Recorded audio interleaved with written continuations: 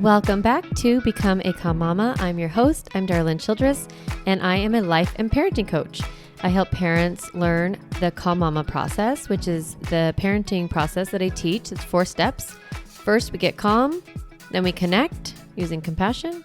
We set limits, limit set, and we follow through with consequences correct. So the Calm Mama process is calm, connect, limit set, correct.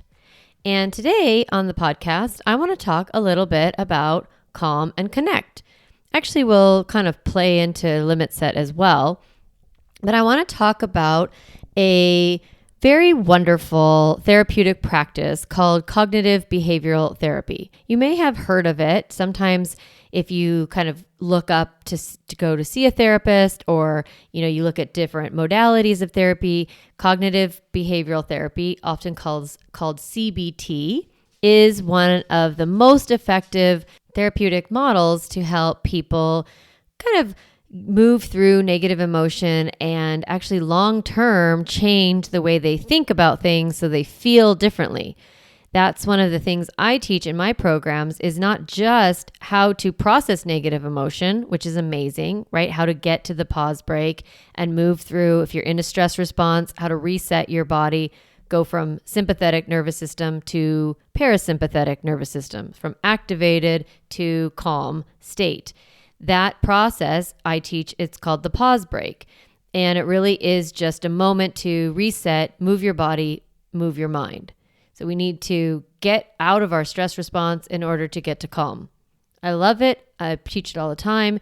And I'm always super gracious and I don't judge. Like if you lose your crap with your kids and you yell at them or you act out in a way that you don't love, you shut them out or whatever it is, I'm always like, yeah, of course, you were stressed. That makes sense, right? So we validate that, we learn from it, and we try to figure out where we could have interrupted the reactivity and calmed our body. That's super valuable. And today I want to talk about how to find a strategy that helps you prevent getting activated in the first place, how to stay in your calm state of mind and not get triggered or reactive by your kid's behavior. So I'm going to teach you this theory, cognitive behavioral therapy. It started in the 1960s by a psychiatrist named Aaron Beck. What he realized is that there's these parts of cognition, which is really just thinking. So cognitive is just really thinking. So cognitive behavioral therapy is thinking and acting differently. So it's kind of teaching you strategies to think differently so that you act differently. So what he found is that we have these 3 kind of ways that our brains work when it comes to cognition. One is we have default thoughts. He called them automatic thoughts. So this is kind of the unchecked ways that we think about things if we don't evaluate them or we don't reframe them and we don't try to understand them. It's sort of our default thinking. And the default thinking kind of comes from sort of how we were raised, some of the thoughts that we got in childhood, things that we got from society. For example, an old thought in society, a core belief would be children should be seen and not heard, or don't cry over spilled milk, right? So we have these kind of thoughts in society that were given, and then they inform the way we think, which means I shouldn't cry if something isn't worth crying over, right? Or that kids really, their whole purpose is to just obey and that they should listen to us. And, that's an expectation. So sometimes we have these underlying beliefs that are basically maybe wrong, or they don't serve us anymore. So maybe at some point it was good that children only speak when they're spoken to or something like that. But nowadays, we would want kids to be able to express themselves and to process their negative emotions. So we don't really believe that you shouldn't cry over spilled milk anymore. We really believe that it's good to talk about our feelings and allow children to process their negative emotion. So sometimes we have these limiting beliefs that are what we call cognitive distortions or thought errors. So have a core belief that we've never evaluated, it leads us to be thinking things that we don't even really believe or aren't true anymore or aren't true for us. And then we have those become our default thoughts. So what cognitive behavior therapy invites you to do is invites you to examine your thinking, to take a look at it, to notice what you're thinking. So in life coaching, I was trained in this. I did my life coach training with Martha Beck. She taught us in this group called the Wayfinders training, and I learned this as a coaching framework. And it's essentially based on the same cognitive behavioral therapy, which is that things happen, circumstances happen, or there are facts that are just out there, like my kid hit my kid. Okay, that's a fact. Then I have thoughts about it. So I have thinking about the circumstance. How I think creates my feelings. How I think about something kind of creates my emotion. Sometimes it works the other way. My emotion can create my thoughts. And then depending on how I think and feel, it drives how I act.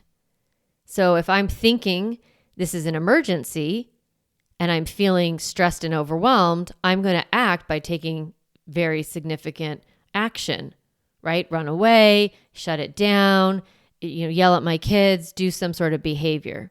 So the cognitive behavioral part is my cognition is influencing my behavior. If I want to change my behavior, I need to change the way I think. Basic understanding of what cognitive behavioral therapy is. So now how do you use this in parenting? Why would I bring this up on a parenting podcast? And here's why. Because a lot of us have a lot of default thoughts, automatic thoughts when it comes to our kids. And a lot of our thinking is distorted. It's not necessarily true or factual. And we just kind of blindly keep thinking that, and then we show up in ways we don't love. A big part of calm is, sure, calming yourself when your nervous system gets activated, but really the real cool work is learning how to not get activated in the first place. And that's really about normalizing how kids act. Instead of thinking my kid should never be unhappy, thinking happiness is temporary, unhappiness is temporary, and that it's good for my kids to be unhappy. Learning to process unhappiness is healthy.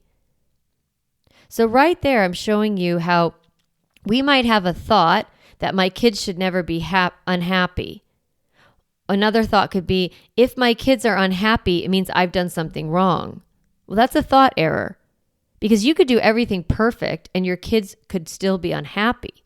So that's not true. It's like, that's a better thought. I could do everything perfectly and my kids could still be unhappy. This happens a lot. Say you plan a beautiful birthday party for your child, or you plan a really wonderful outing like the beach day or a picnic, or you have play group or play dates, and it's a sleepover, and it's just this amazing day. And you've put in all this effort, and then you're thinking my child should be happy, and then they're not. And then you're like, they're not. They shouldn't be. They don't have the right, or what? This isn't that big of a deal. You start to judge their unhappiness because you're thinking, if I create a perfect experience, my kid won't be unhappy. So that's a thought error. A lot of times we have these thoughts and they're unchecked.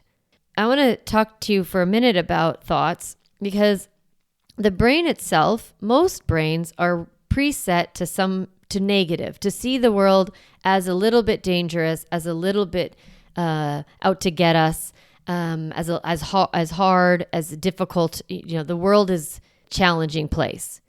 And the reason why the brain kind of does that is because as a species, we should be on alert to protect ourselves. But really, it doesn't end up serving us if we're constantly in a vigilant negative space. It kind of can create a negative life. But the brain, it has a negative bias and it likes to be right. So the brain will look for evidence to prove the negative thoughts. It wants to prove that they're true. So if I'm thinking my child is a spoiled brat, I'm going to look for evidence of that being true because I want to prove that I'm correct.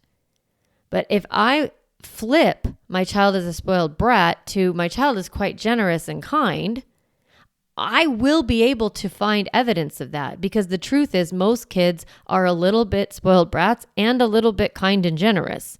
It sort of depends on the moment. Reframing the way you think about your children and the way you think about yourself and the way you think about their behavior will help you not feel so on guard and stressed. But you have to overcome that negative thought bias and start to reframe those thoughts. So a couple of the ways that we get caught up in thought errors is, one is this negative thought bias, right? That we have a viewpoint of the world that the world is not great, behavior's not good, my kids aren't good, the world's not good. Like, it kind of is just how it is. You can train your brain to think positively. Some people, it's easier. They have more of a positive outlook. Some people are more negative outlook. Parenthetically, this is a funny story. I am going to a new gym, and at the new gym, you don't have lockers. You just have cubbies, and you put your stuff, like your, purse or phone or whatever, in the cubby, and there's no protection. But it's a group class. We're all in the class together at one time. Then after the class, everybody grabs their stuff. So it's not like a locker room or anything. And I was telling my husband about this, and I was saying to him, oh, you would probably not like that, because you would probably be worried that someone was going to steal your stuff. And he was like, yeah, no, I would definitely. Like, why wouldn't someone steal your stuff? And I was like, that's so funny. You think that the world is unsafe and that you should be on guard and that people are probably going to steal your stuff.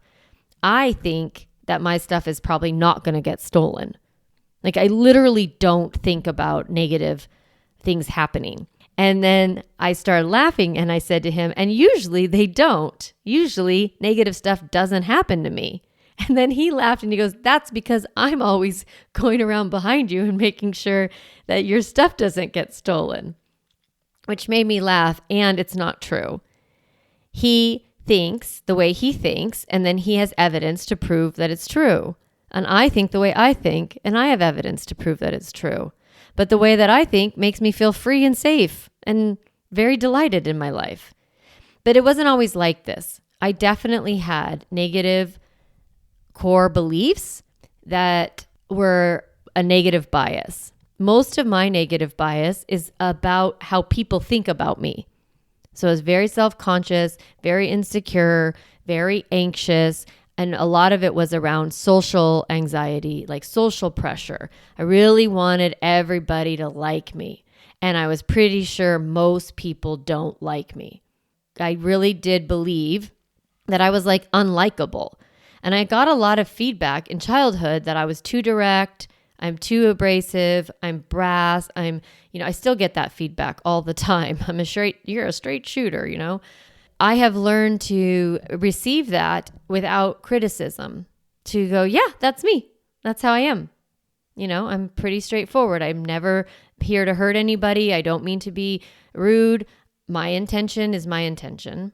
And I've had to learn to trust that I'm good enough. So I had to change some of my core underlying limiting beliefs in order to move through and have more of a positive mindset.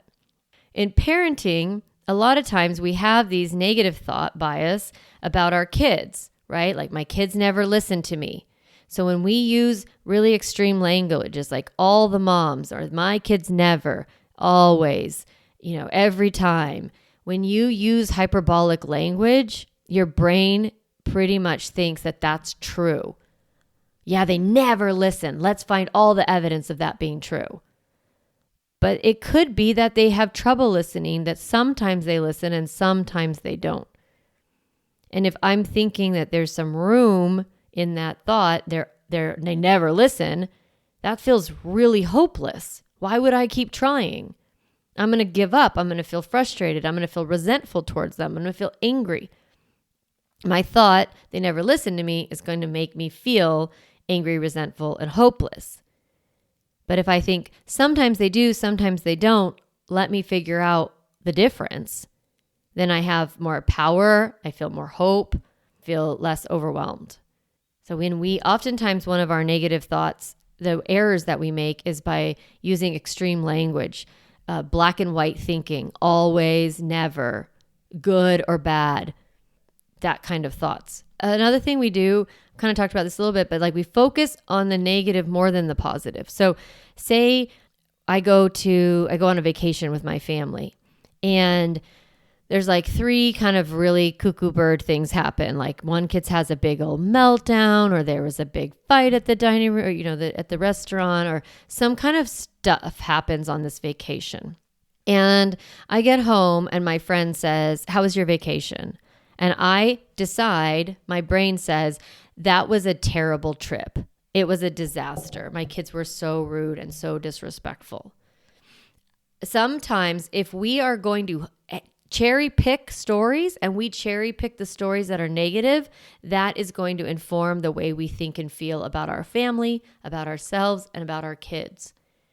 So focusing on negative experiences more than positive, or minimizing the positive. It was mostly good, but like, oh my God, let me tell you about these doozy, terrible things that happen.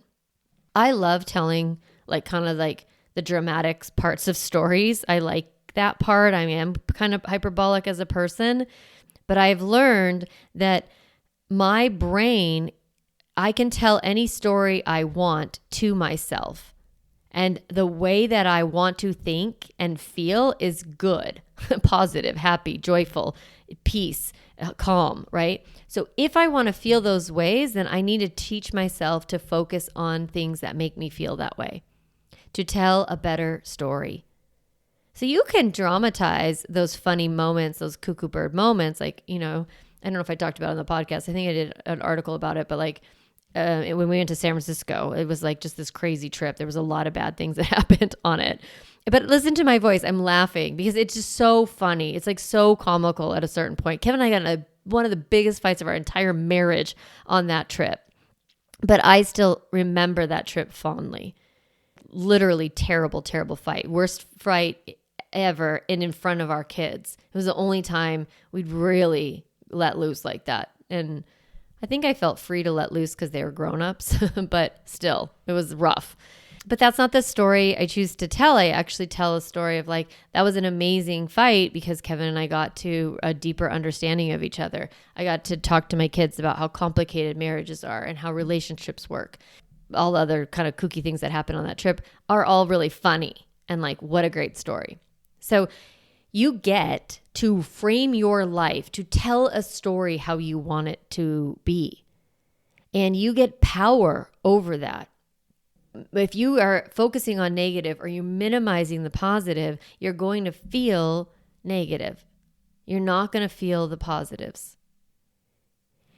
Another thing that we often do is that we future forecast. Like we look at today and we say, because of today, tomorrow is going to suck. Or because of the way my kid behaves right now, if they don't change, which you're assuming probably they won't, like you're kind of feeling trapped. It's like, we're going to be in trouble. If I don't stop my kid's aggression, my kid is going to grow up and never have friends. They're going to get kicked out of school. They're going to become a drug addict. They're going to become a spoiled brat. If I don't stop this behavior, we catastrophize the present. We look at the present and we use it to predict the future. I love to look at the present and think to myself, this is information. This behavior is showing me a skill gap. There's a gap between what my child knows now and how they act now compared to where they're going to get to. I assume that my children are going to overcome the obstacles that they're currently having. And I practice that in my programs. I call it positive parenting vision. I also call it the delight list. I look at my child and I think, what is good about them? The delight list. What are some things that are great about them? What do I know is true about them that tells me, informs me, what's evidence that they're probably going to be okay? And then I just kind of I can create the future any way I want. It doesn't exist. Why would I create a negative one? Lincoln didn't do well his first semester of college. instead of catastrophizing and thinking, oh my God, this kid is never going to go to college. He's going to be a dropout, which is not a problem. But, you can catastrophize. Like, I'm wasting all this money and it's, what's going to happen? He's going to drop out. He's going to have to come back home. And what's he going to end up doing? He's going to become a loser. Like, I could definitely think all those negative thoughts based on the current evidence. Instead, I just thought, this kid is not quite sure how to be a college student yet. That's no problem. Let's figure it out. Let's get him some tools and some strategies and some support. Let's have a conversation. Hey, bud, what do you think you need? Let's reflect. Let's talk about this past semester. Where do you think what were your strengths? What went well? What would you like what are your goals? Do you want to transfer? Do you want to graduate? What are you doing? Is it for you? Is it not for you? Let's talk. And then he was like, no, I want to, go to Santa Barbara and be in college and I love it. And he got some skills, got some tools. And now he's doing great. He's got a great GPA. He's transferring on time. I'm really proud of him. He did it though. He figured it out. And I believed that it was possible. I still believe he's 100% going to graduate from college on time, in his major, and thrive. Even if there's evidence in the moment that makes me wonder if that is true, why tell myself a negative story? So do you see how this cognition, my thoughts create my feelings and my feelings create how I show up? And I want to show up to my children as a parent that feels confident, that feels hopeful for them. They need to borrow my beliefs sometimes. They need to look at me because they're wondering, am I going to be okay? Am I a good kid? Am I okay? Do my parents love me? Do people like me? Am I likable? Am I worthy? Am I loved? And am I safe? They have all these doubts because they're little kids and human. And they look at us. And if we're thinking, oh my God, you're a spoiled brat, you're a jerk, you're a disaster, you're not a good friend. If we're thinking all those negative thoughts, I don't know. I don't think you're going to be okay. We'll see. Maybe. Then our child is going to borrow those thoughts. They either have to reject them thoughts and be like, my parents don't know me very well, or they have to be like, my parents know me so well and I'm exactly that. If my kids are going to borrow my thinking, I'd like it to be good. I'd like their inheritance of the future to be positive. So that's the power of cognition. That's the power of harnessing your thoughts and thinking about it this way. Behavior is temporary. This is a learning opportunity. We have plenty of time, right? That's how you can reframe those thoughts about the future. Another thing we do is we mind read, okay? We assume that we know what other people are thinking based on their behavior, especially with our kids. My kid is manipulating me. My kid is, they should know better by now. They're just trying to they're just trying to manipulate or trying to rile me up. They're trying to distract me. You make their behavior about you. You're in a mind control victim science experiment with children, right? That's a thought. That's not true. Your child is just behaving the way they're behaving. You don't actually know what's going on inside of them. And if you assume that they're behaving because their feelings are driving their behavior, which is the thing I teach you, is that they're acting the way that they're acting because they are young, because they are still learning, because they're going to make mistakes. That's all normal. Then your child you're going to be able to think about them as you're giving them the benefit of the doubt instead of assuming the negative in them. I would rather assume the positive in my kid, they're struggling, they're having a hard moment, they're having a big feeling, then choose to think they are being really crappy to me because they're jerks and manipulative and sociopathic. We shouldn't even give them that much credit because they're really little. They're just trying to get their emotional needs met. They're just trying to communicate their emotional needs. They're just trying to get their desires satisfied. And there's nothing wrong with that. So their behavior is not personal. You don't need to take it personally. So just reframing that of my kid's behavior is about them, not about me. That will really heal you from assuming that your child is out to get you. There's a bunch of should statements we have, and that's kind of some of our default thinking. I should I should never yell. I should read to my kids. I shouldn't let my kids eat junk, right? We have all these rules for ourselves. And there's a lot of times in the shoulds, there's an or else underneath it. I should never yell, or else I'm a bad mom and I'm going to fuck up my kids. Or I should read to my kids every night. And if I don't, they're going to end up being drug addicts. Like, there's a subtle kind of negative underneath the should, and it creates fear and anxiety. Don't want you to be feeling fearful, feeling anxious, feeling stressed, feeling hurt, feeling overwhelmed, because when you feel that way, then you act those ways. So the way that you can shift your behavior is by what I call move your body, move your mind. When I say move your mind, I'm literally talking about moving these thoughts. So how do we do that? A couple little steps here. Kind of modeled it a lot in this podcast episode, but the first part of the strategy is awareness. You can't change a thought unless you know what you're thinking. And that means doing a little bit of self-awareness or self-inquiry. One of the things that I teach in my program in the Calm Mama Club is the thought dump. Going in and writing out all your thoughts. So you put the behavior. Kids spit on me. Kid said I hate you. There's kids in the class by themselves. Kid got an F. 17 missing assignments. Didn't get off video games. But pick one though. Don't pick all of them, okay? Pick one behavior and then write some thoughts about it. What do you think about it? Sometimes I notice that most of my thoughts are mixed bag. Like some of them are negative and some of them are positive. So then you kind of notice and then you pick one or two thoughts and you start to question them. That's the second one. You question it. So first you become aware, then you question it. I think of this like a kaleidoscope. I think of like there's one, you open up a kaleidoscope, you look inside of it and it looks one way. And then you turn it just slightly and it looks totally different. And so that's what we want to do with our thoughts. We want to turn them just enough to see if there's any other way to think about the circumstance. So how do you do that? You start to ask questions. My kid's a jerk. Is it true? Okay. Is it true? Sure. Maybe you say yes. Yes, they are. Can I absolutely know it's true? Like, is it always true? Is it true in every circumstance? Is it true today, tomorrow, and forever?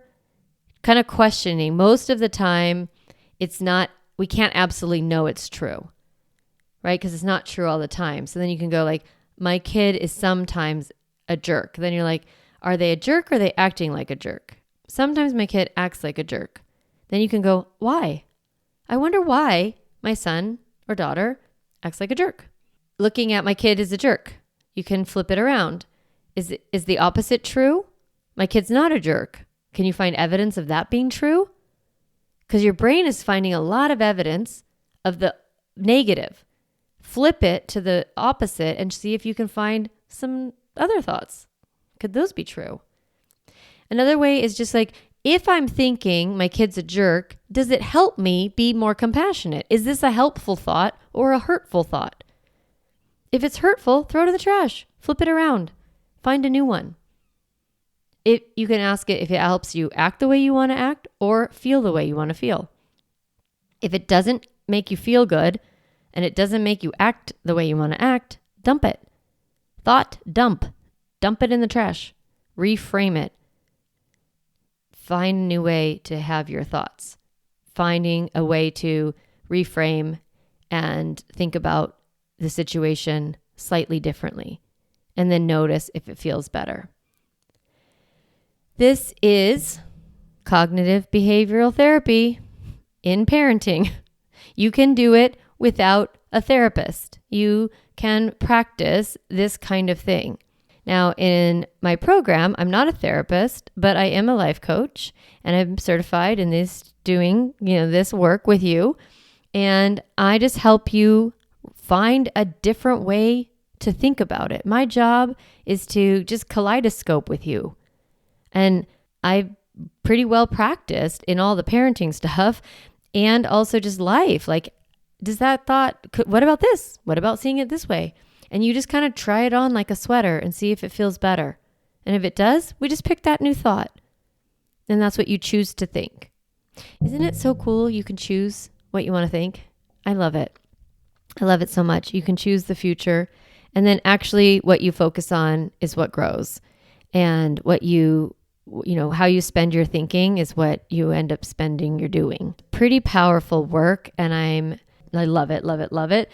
And it's a big part of our work in the Calm Mama Club. So if you want to join us, it's $30 a month. You can join anytime. You can cancel anytime. You can just try it out, see if you like it. It's $30. And if you love it, you get to stay. If you don't, you just go back in there and you hit cancel. And then the next month you're gone. All good. I love it. I love you when you're there, and it's okay if you don't stay. But if you're curious about it, you want to talk to me, you can book a complimentary consultation with me. Talk for about 30 minutes, 40 minutes, get to know you a little bit, get to know your family. I like that anyway, because then if you join the club, I know a little bit of your backstory. Get to know you. I can tell you about the program. You can see if it's a good fit, if you like me or not. I don't know. Maybe you do. And maybe you don't. I'm good. It's all good. So I love those conversations. I'd love to see you on my calendar. I do a couple a week. And so there's usually a spot there for you if you'd like to join. And if you have any questions about how to reframe a thought, you can just shoot me an email and just ask me for help, and I'm gladly be able to just offer you some alternative thoughts. I also do teach this in my free Stop Yelling cheat sheet. I give you how to do this thought work, and I give you a little bit of prompts and a bunch of new thoughts to think, thoughts to borrow. Okay, I wish you all the good thoughts this week, and I will talk to you next time. Hey mama, if you enjoyed this podcast episode, I want to encourage you to do two things. The first is go to my website, calmmamacoaching.com, and get a copy of the Stop Yelling cheat sheet. You'll get a step-by-step breakdown of the most important tool I teach, which is the pause break. And you'll also get 40 ideas to reset your body and balance your nervous system so you don't have to yell at your kids. You can get a copy of that, again, at my website, calmmamacoaching.com/stop yelling. The other thing I'd love for you to do is go to Apple Podcasts and rate and review this podcast so that other moms can discover empowering and helpful, practical parenting strategies, just like you did today. Thanks so much for listening to the podcast. It means a lot to be in your ear every week and to support you on your parenting journey.